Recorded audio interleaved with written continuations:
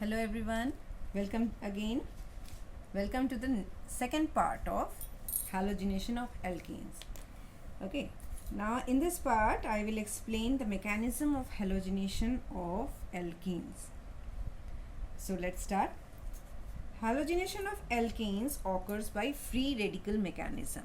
It's a substitution reaction, so we will say that it's a free radical substitution reaction.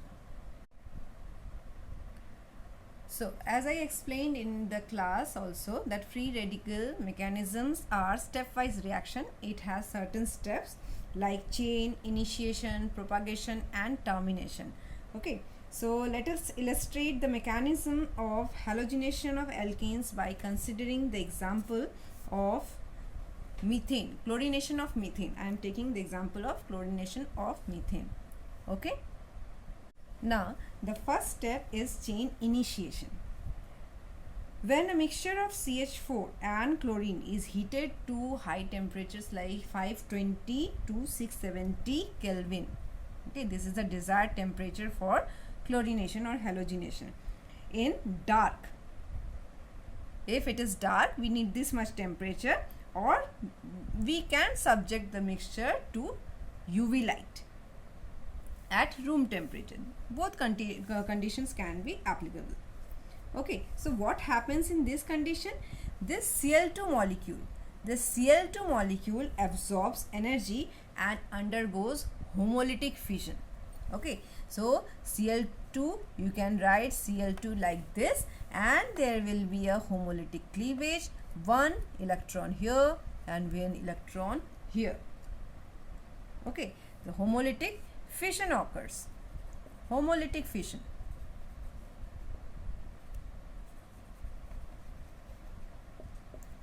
Okay, and what will be produced? Chlorine free radical. Two free radical will be produced. Okay, as a result of homolytic fission in the presence of UV light at room temperature, or otherwise that much temperature in dark, 520 to 670 Kelvin in dark. Okay, this is the chain initiation step where the chlorine free radicals are formed. This will now propagate the reaction. Now, each chain propagation steps consist of two reactions. In the first reaction, what happens? This chlorine free radical that is formed in the previous reaction, it reacts with methane molecule. It attacks methane molecule. It abstracts hydrogen radicals from here. Okay, Cl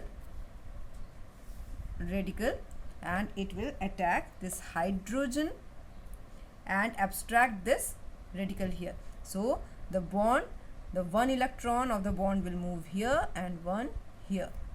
Okay, then what will form? CH3, C with 3 hydrogens, and is left with one odd electron and formation of HCl. Okay, so in the first step, what happens? This methyl free radical is produced. Methyl free radical is produced. This is again free radical, so it is very reactive. And in the second step, what happens? Second step, this methyl free radical will attack. This methyl free radical will attack chlorine molecule, and again it will abstract one chlorine atom from here. So it will attack this. So the bond will break again, homolytic fission will occur, and this will lead to formation of CH3, Cl and Cl radical, chlorine radical. Right. So these two are the chain propagating step. The chlorine radical initiates the reaction. It attacks methane molecule in the first step, and in the second step again chlorine free radical is produced, which is able to again attack a fresh molecule, neutral molecule, and thus the chain can be propagated.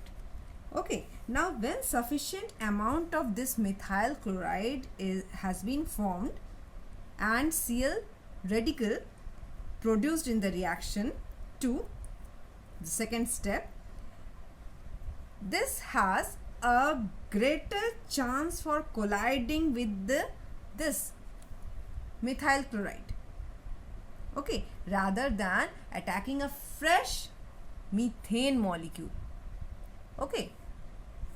So because the concentration of this molecule has increased in the reaction mixture, it is present in sufficient amount, so the collision between these two can takes place, okay. So what happens if these two collide again? So this methyl free radical which is produced in the second step will again collide with this chloride, and this will again abstract hydrogen from this molecule, okay. Let's write hydrogens like this, है ना. This will attack on this hydrogen, again this will form a free radical, so there will be formation of this dichloromethane and this has attacked this, so the free radical is produced, and what will form here? HCl, okay. So this can become a third step in the chain propagation, right? Again free radical is there, so this will again abstract a chlorine, this will abstract a chlorine, this will form CH, this is the free radical, okay. So it will attack chlorine molecule, and here you will get H2CCl2, CH2Cl2 dichloride plus again chlorine free radical, okay. So up to now we have got two permanent product. First one is this methyl chloride, and second one is dichloromethane, okay, chloromethane and dichloromethane, right? Again, when this is formed in a sufficient manner, there is a possibility that this chlorine or chlorine free radical can collide with this molecule only, rather than attacking methyl chloride or methane, okay. So the fifth step will be attacking or attack of this chlorine free radical to hydrogen of this molecule.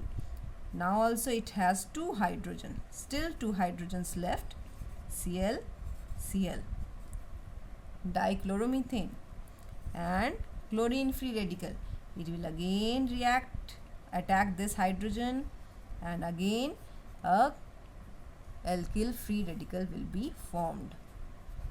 Now it is this and HCl, okay, and this will again attack chlorine molecule in the next step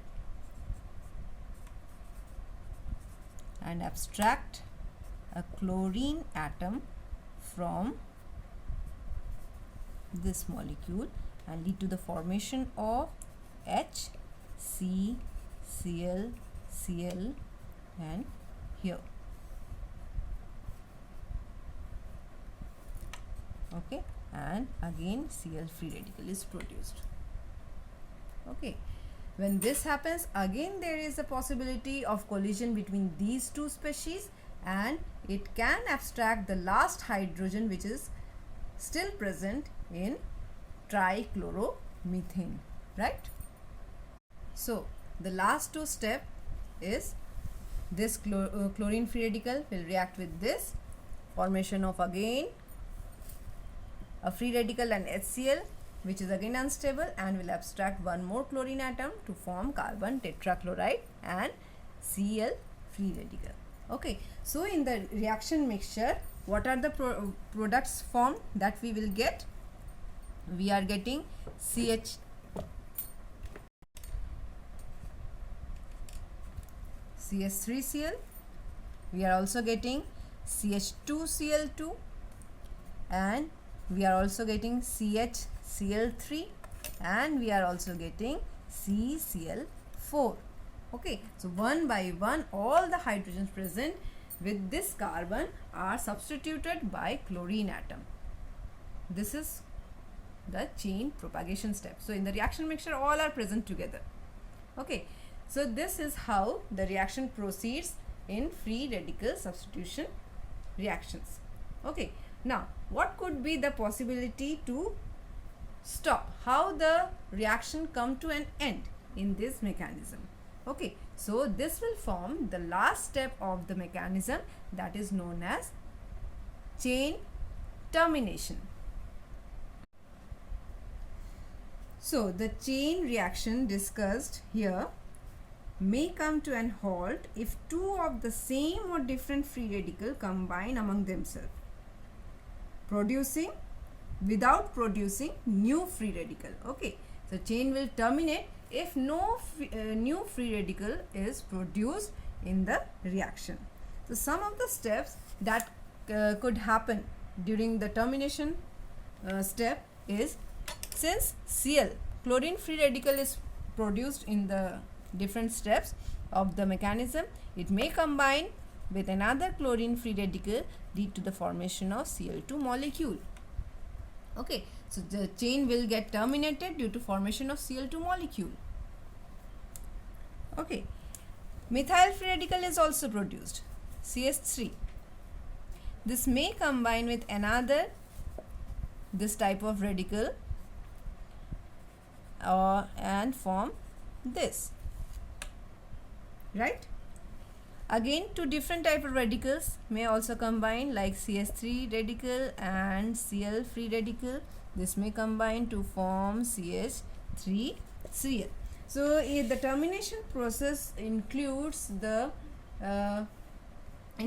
formation of a neutral molecule, not the free radical. Free radicals are not generated, but the propagation steps include the regeneration of free radical for propagating the reaction. Okay, so this is also this termination steps are also it also becomes clear that how ethane is also formed as a byproduct in this halogenation process. Okay, these are also formed, but in the less quantity, but these are formed. Other possibilities are also there. You can try it by practicing it. Okay, so that's all for today. Thank you.